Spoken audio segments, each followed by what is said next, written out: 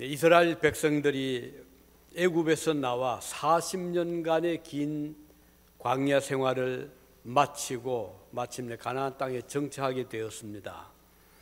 광야 여정 중에는 모세가 백성들을 인도했잖아요. 그리고 모세는 가나안 땅에 들어가기 직전에 하나님께서 그를 데려가셨습니다. 그때부터 후계자였던 여호수아가 이스라엘 백성을 이끌고 가나안 요단강을 건너고 가나안 땅에 들어가게 되었습니다. 이제 가나안 땅에 들어가서 정착을 하게 되자 또 하나님께서 이번에는 여호수아를 또 불러 가셨습니다. 이제 그다음 백성들을 인도할 사람은 사사들이었죠. 아직 왕이 세워지기 전에 사사들 한 15명이 이제 대를 이어가면서 이스라엘 백성들을 이제 인도하게 되었는데, 이 사사들의 활동을 기록한 성경이 사사기서입니다. 사사기서는 여호수아가 죽은 후부터 사울이 이스라엘의 왕으로 즉위하기까지 약 400년간의 역사를 기록한 성경입니다. 이스라엘의 사사들을 보면 제1대 사사는 온니엘이라고 이름을 가진 사람이었습니다. 그는 중요한 사건이 있을 때마다 백성들을 잘 이제 인도해 갔지요. 또 재판 사건이 일어나면 판관으로서 재판을 하기도 했습니다.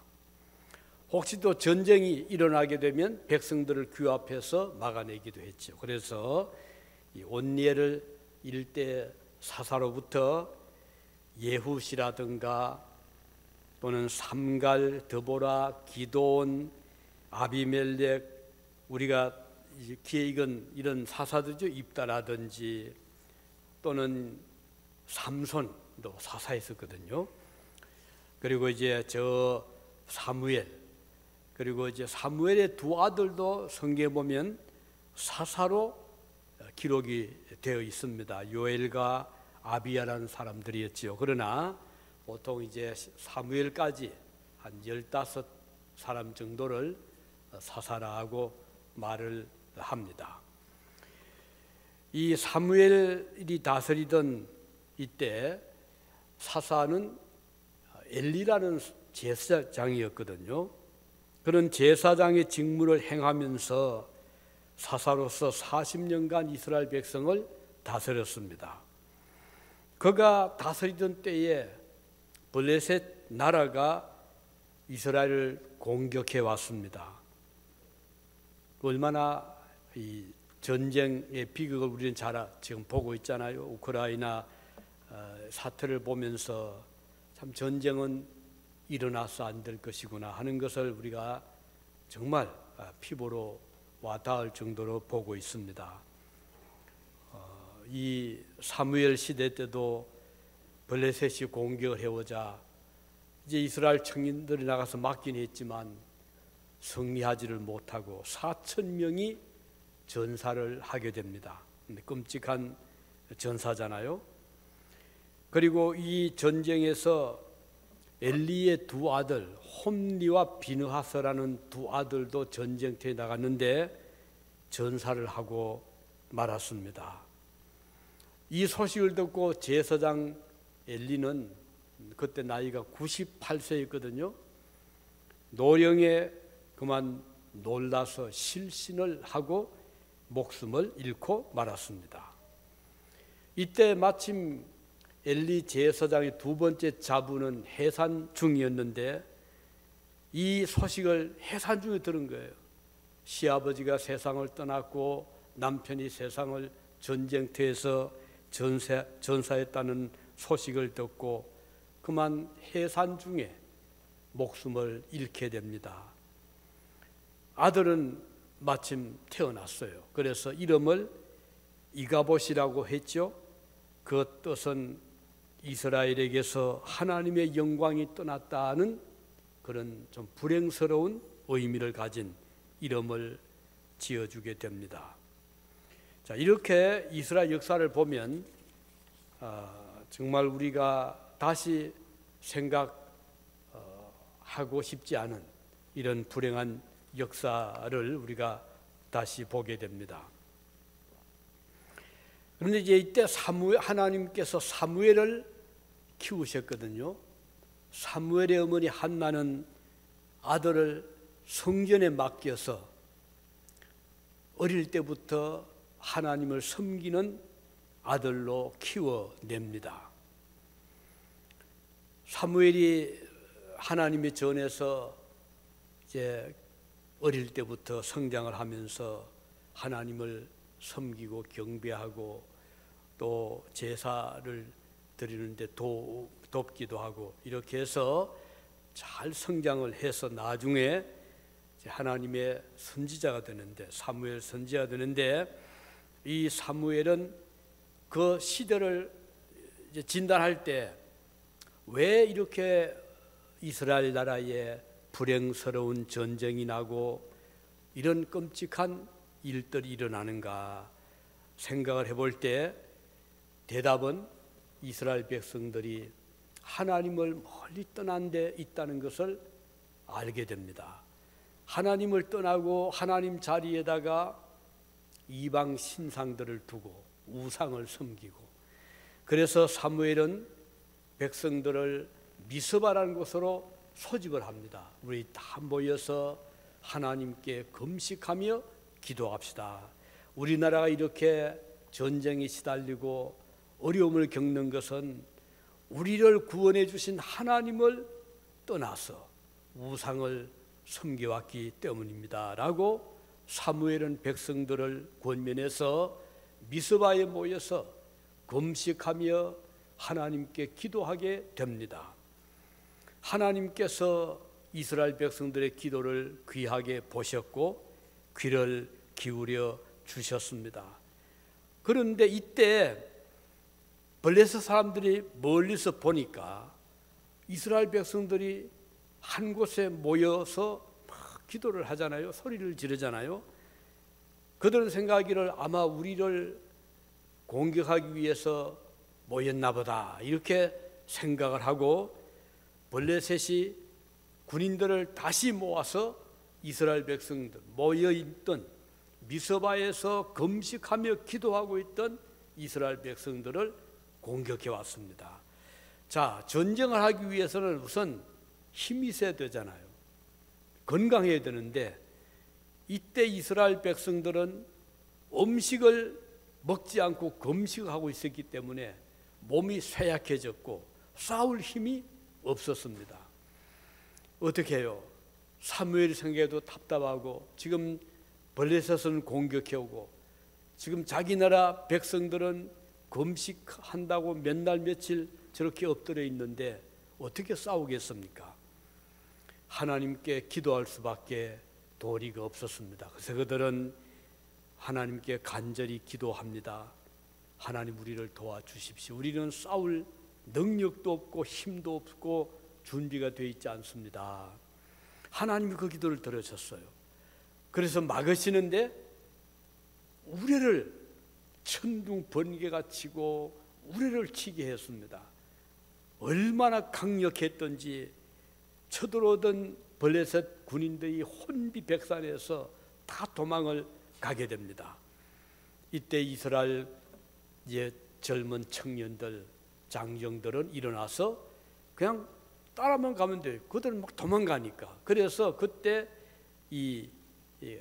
잃었던 땅도 회복하기도 하고, 그래서 미스바와 그 센 사이에 이제 중간쯤 큰 돌을 세워서 그 이름을 에벤 에셀이라고 붙였습니다. 그 말은 하나님께서 이곳까지 우리를 도우셨다, 그런 의미가 바로 에벤 에셀이라는 이름이었습니다. 이렇게 해서 하나님의 도우심으로 이스라엘 백성들은 그 위기를 극복하고 오히려 땅을 더 넓히게 되고 거기에 기념비적인 돌을 세우게 됩니다. 자, 여기에서 에벤 에셀의 하나님, 이스라엘 백성들은 그때부터 그동안 섬겨왔던 우상들을 다 버리고 금식하며 하나님의 도우심을 다시 한번 눈으로 목격을 하게 되었죠. 오늘 드릴 이 말씀, 에벤에셀의 하나님은 과거부터 현재까지 늘 그의 백성들을 도와주신 분이십니다. 다만 그의 백성들이 느끼지 못할 때가 많았을 뿐입니다. 자, 사무엘은 이스라엘의 그 역사를 어릴 때부터 쭉 보며 자라왔잖아요. 국난의 위기에서 이스라엘을 건져낸 많은 사사들을 그는 또 보았습니다. 그는 자기 시대에도 지금 블레셋으로부터 공격을 받고 많은 피해를 받은 것을 보았고, 미스바에서 금식기도 하던 중에 하나님이 어떻게 그들을 도우셨는가를 눈으로 목격을 했습니다. 그래서 사무엘은 더욱 하나님의 도움이 절실함을 느끼게 되고 깨닫게 되고, 과거 옛날 저 애굽에서부터 하나님이 어떻게 그들을 도우시고 인도해 오셨던가를 그는 백성들에게 더 자세하게 전하게 되었습니다. 자, 이렇게 사무엘이 이스라엘 백성들을 지도할 때 그때까지 계속 외세에 시달리고 전쟁으로 고통받던 그 백성들을 위하여 사무엘은 이제 우상으로부터 멀리 떠나도록 권하고 하나님께 기도하게 하면서 백성들을 잘 이렇게 영적으로 믿음으로 하나님을 멀리 떠나지 않도록 이렇게 권면함으로 하나님께서 이 백성들을 이제 도우시는 그런 역사를 보게 되는 것입니다. 자, 우리도 지난 날을 돌이켜 보면 에벤에셀의 하나님을 우리도 찬양하지 않을 수가 없습니다. 우리의 조국인 대한민국은 지금 아시아에서 몇 안 되는 민주공화,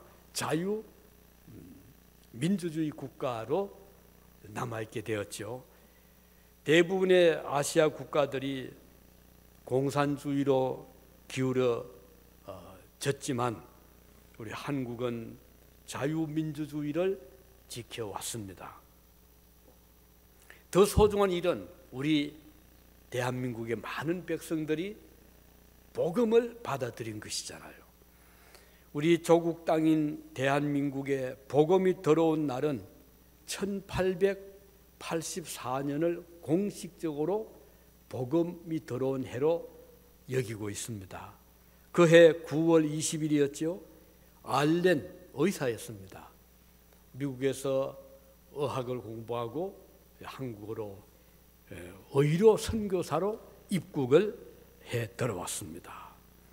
그리고 1년 후에 1885년 이번엔 부활절이 있죠. 4월 5일 이날 같은 배에 언더우드 장로교 선교사와 아펜셀러 감리교 선교사 두 분이 같은 배를 타고 인천 항구에 접안에서 들어왔습니다. 이렇게 해서 우리나라 그때 조선 2조 마렵이었잖아요. 나라가 아직 미신과 우상 숭배, 또 질병, 가난, 고통 등으로 절망 상태에 있었던 이 땅의 백성들에게 선교사님들은 구원의 복음을 전해 주었습니다. 놀랍게도 이 복음이 물론 박해도 있었고 저항도 많았지만 그렇지만 이제 그 귀족으로부터 저 서민에 이르기까지 골고루 복음이 전해지는 이런 놀라운 역사가 일어났습니다. 우리 대한민국이 복음의 빛으로 밝아지는 그런 역사적인 순간이었습니다. 우리 하나님의 도우심으로 많은 국민들이 복음을 받아들이고 농촌에도 도시에도 그리고 귀족층에도 서민들에게도 이 복음은 전파되었습니다. 에벤에셀의 하나님이 우리의 조국을 지켜주셨고, 지금 우리 대한민국에는 많은 교회들이 지금 하나님을 섬기고 있고 또 많은 사역자들을 기르고 길러내고 있습니다. 에벤에셀의 하나님은 어떤 하나님이십니까? 이렇게 과거부터 현재까지 도우심을 베푸신 분이셨고, 그리고 고난을 이기게 해주신 우리 하나님이십니다. 블레셋이 이스라엘을 침공하여 나라가 풍전 등화처럼 되었을 때, 위기에 처했을 때 하나님은 어떻게 건지셨죠? 금식하고 있던 이스라엘 백성들이 싸울 수 없었을 때 우리 하나님은 우레를 발해서, 내성을 발해서 천둥 번개를 통해서 이 블레셋 사람들을 다 물리쳐 주셨습니다. 하나님의 큰 역사였습니다. 위태로울 때, 위기에 처했을 때 도와주시는 하나님이셨습니다. 그분이 바로 에벤에셀의 하나님이십니다. 우리 조국 교회도 박해를 많이 받았잖아요. 일제 신사참배, 또 공산 정권이 교회를 박해할 때 많은 분들이 순교를 했지만 하나님은 교회를 지켜주셨습니다. 일본 태양신 앞에 한국 교회가 엎드려 절을 하라고 강요를 받았을 때 신사참배를 반대했던 많은 주의 자녀들이 옥에 갇히면서도 목숨을 잃으면서까지도 복음을 지켜왔던 것이죠. 1945년, 거의 이제 일제 말해비잖아요. 그때 이제 그 해방이 된 다음에 9월 달에는 평양 산정현 교회에서 한상동 목사님 몰비시에서 한국 교회의 재건, 우리가 다시 그동안 일제 치하에서 신사 앞에 절을 할 수밖에 없었던 그런 암울한 때 이제 자유가 왔으니 우리 교회를 재건합시다. 이렇게 해서 그동안 강압에 눌려서 신사 앞에 절을 했다면 우리 회개합시다 해서 회개운동, 금식기도 운동을 벌였던 때가 바로 1945년 9월 평양의 산정현 교회였습니다. 또 한국에서 선교하다가 쫓겨났던 분들이 있었어요. 선교사님들. 그 중에 한 분이 헌터 버르스라는, 우리 말로는, 우리나라 이름으로는 한부선 선교사님이셨는데, 제가 어릴 때 저희 교회까지 와서 우리말로 부흥회를 인도하신 선교사님이셔. 그분은 한국에서 태어났고 우리말을 참 잘해요. 그런데 그 우리말로 그 부흥회 하는데 저 어릴 때 참석한 적이 있었는데, 이 버르선터 선교사님은 만주 봉천에서 또 교인들을 모아서 자숙하고 회개하는 그런 운동을 벌였습니다. 그리고 또 남한에서는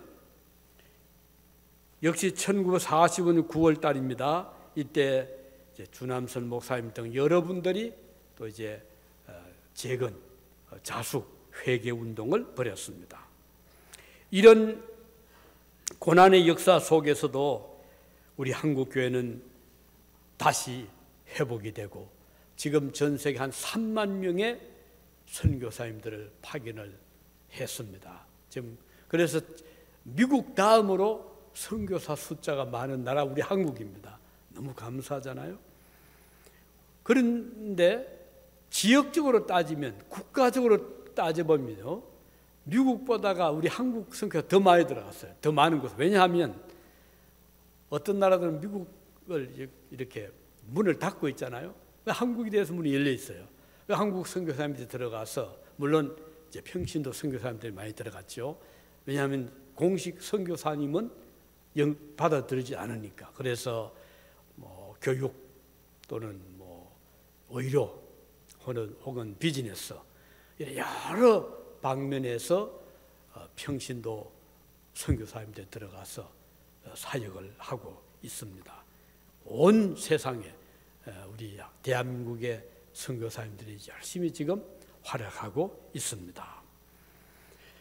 우리 작년도 우리 교회 거쳐갔던 그 유미영 선교사님도 지금 에집트에서 사역하고 있고, 그 외에도 동남아시아, 아프리카 여러 지역에서 또 심지어 유럽에까지도 우리 한국 선교사님들이 많이 들어가서 활동을 하고 있습니다. 하나님의 도우심입니다. 에베네셀, 이곳까지 하나님 도우셨다. 사도 바울은 말씀하기, 우리가 사방으로 우겨쌈을 당하여도 쌓이지 아니하며 답답한 일을 당하여도 낙심하지 아니하며 피팍을 받아도 버림받지 아니하며 거꾸러뜨림을 당하여도 망하지 아니하노라. 이렇게 말씀했죠. 왜? 하나님이 우리를 도우시기 때문입니다. 우리 중앙교회도 그동안 참 어려운 여건이었지만 지금까지 꾸준하게 사랑하는 우리 성도들이 힘을 합치고 함께 기도하고 또 주님을 섬기고 교회를 받들어 와서 오늘까지 이르러 왔습니다. 그동안 여러 가지 어려움도 있었지만 우리는 낙심하지 아니했고 에벤에셀의 하나님을 바라보고 지금까지 왔습니다. 또 개인적으로도 여러분들께서 각자의 여러 가지 체험들을 해 오셨을 것입니다. 지난주도 아니죠. 지난 한 주간 동안 저희 교회 손님들이 오셨잖아요. 지난주는 두 분의 목사님 가지고 오셨고, 한 분은 일찍 주일 예배 드리고 가셨지만 또 한 분 한국에서 오신 황 목사님은 수요일 날까지 계시다 가셨는데, 황 목사님 참 귀한 목사님이십니다. 왜냐하면은 그 아버지가 일제시대 때 신사참배를 거부를 하신 분이에요. 그래가지고는 고통 고난도 받으시다가 경주교회를 세우신 분이 그 아버지입니다. 아직까지 경주교회가 활발히 선교하고 있습니다. 경주에서 적지 않은 교회지요. 그 아버지가 세운 교회거든요. 근데 그 아들들이 있는데 이제 황 목사님 또 그 밑에 아우 한 분이 또 목사님, 그분은 지금 창원 세광교회라고 하는 그 지역에서 아주 큰 교회입니다. 살고 있고, 그다음 쌍둥이 형제가 있어요. 바로 그 황 목사님 바로 같이 태어난 쌍둥이 동생인데, 한국에서 군에서 나라를 위해서 많이 일을 한 또리스타, 별 4개까지 올라갈 했는데 그때 천안함 사고가 터져버렸어요. 그래서 본인은 책임도 전혀 없는데도 불구하고 그 책임을 지고 물러난 분이 바로 친동생이에요. 1군단장까지 하신 분이에요. 지금도 우리 조국을 위해서 많이 활동하고 계시는 분입니다. 이런 분들이 그 아버지의 영향을 받아서 그 군에 몸담고 있는 쌍둥이 형제 그 황 장군은요, 얼마나 열심히 기도하고, 그래서 그 주일이 되면 사병군 교회에 제일 앞자리에 앉아서 그 스타 되는 분 앉아 있으니까 그 밑에 수많은 군인들이 참석할 거 아니겠어요? 열심히 기도하고 그렇게 살아가시는 분입니다. 근데 이제 황 목사님이 지난주 저희 오시는, 사실은 좀 말씀을 듣고 싶었는데 그 전에 그 LA에서 오신 박 목사님에게 제가 설교 부탁을 했기 때문에 이번에는 부탁하지 못했지만은 그런 훌륭한 분이셨습니다. 이제 그분과 같이 포틀랜드 그 목사님을 만나고 셀름 교회 목사님 만나서 이제 오는 도중에 이제 제가 그 운전대를 잡고 있었고 그 두 번째 레인을 타고 있었어요. 제일 왼쪽에는 추월 선잖아요. 빠르게 지나는 차들 지나가고, 저는 두 번째 선을 타고 있었고 바로 오른쪽은 추럭들이 많이 이제 가는데 마침 큰 대형 추럭이 제 옆을 지나가고 이렇게 같이 가고 있었는데, 이 추럭 운전자가 졸았는지 모르겠지만 옆에 제가 가고 있는 차를 타고 가고 있는데 이 차가 저를 막으면서 안으로 들어오는 거예요. 어떻게 해요? 그 이제 피할 수 없는 게 왼쪽 선을 보았더니 그 추월선에 또 차들이 막 지나가잖아요. 이 왼쪽으로 들어가면 이 차와 부딪히고 브레이크를 강하게 잡아버리면 뒤에 차도 또 봤잖아요. 브레이크도 강하게 못 잡고 옆에 차는 막 들어오고. 그래서 순간적으로 주님을 찾았지요. 주님을 찾으면서 가장 안전한 방법을 저에게 지혜를 주십시오. 저도 그래 그런 마음이 막 기도가 나오더라고요. 그래서 약간 속도를 줄여주면서 그 앞에 차가 제 차 들어오더라도 제가 조금 이제 느리면은 그 약간의 간격이 있잖아요. 그래서 종이 한 장 차이로 이쪽 저쪽 약간 제가 이쪽 레인을 침범해주 왼쪽으로 어쩔 수 없었으니까. 그렇지만 왼쪽 차들이 또 좀 옆에 피해서 이제 지나 이렇게 해서 전혀 충돌 없이 뭐 접촉 사고도 없이 그 순간을 잘 통과했습니다. 그 옆에 제 운전수 옆에는 황 목사님 타고 앉아 계셨는데 막 고함을 지르더라고요. 자기도 모르게 뭐는 놀라니까. 저는 뭐 고함 지를 수도 없고 크락션 누를 그런 여유도 없었고 어떻든 이 차를 지금 안전하게 양쪽에서 피해야 된다 그 생각뿐이었었죠. 그런데 하나님 은혜로 하나님이 지켜주셔서 그 어려운 순간을 무사히 잘 넘기고 이제 셀름에 도착을 해서 예정대로 셀름교 목사님 만나고 같이 참 시간을 교제를 나누었습니다. 저는 그때도 에베네zer 하나님을 생각을 많이 했어요. 하나님이 이곳에도 이 위험한 순간에도 자동차에 지금 부딪혀서 피할 수 없는 그런 상황에서도 하나님은 지켜주신다. 에베네zer 하나님을. 그래서 이 말씀을 제가 생각을 하면서 오늘 말씀을 드리는 것입니다. 자, 우리 하나님은 과거에만 도우시는 분이 아니고 오늘 현재 이 순간에도 각자의 형편과 처지에 따라서 뭐 여행 중이든 아니면 직장에서 일을 하던 중이든 또는 뭐 우리가 가정에서 어떤 일을 하던 중이든 지금 뭐 어려운 일들이 많잖아요. 뭐 불의의 총격 사고도 하루가 멀다 하게 지금 일어나고 있고 또 계속해서 이 오미크론 뭐 변종들이 계속 일어나고 있고 이런 가운데서 에벤에셀의 하나님의 도우심이 없이는 살아가기가 쉽지 않은 이 세상입니다. 바라기는 우리의 앞날에도 이 하나님의 도우심이 우리와 함께해서 우리가 어떤 형편에 처하든지 어떤 경우에든지 하나님께서 우리를 눈동자처럼, 눈동자는 소중한 우리의 인체잖아요. 여기에 조그만 충격이 들어가도 먼지만 하나 들어가도 얼마나 지장이 많잖아요. 그래서 수없이 눈을 깜빡이게 하고 눈물로 적셔주고 그 눈동자를 아끼는 것처럼 우리 하나님께서 저와 여러분들을 지켜주실 에벤에셀 하나님의 축복이 오늘도 함께 하시기를 바랍니다. 기도하시겠습니다.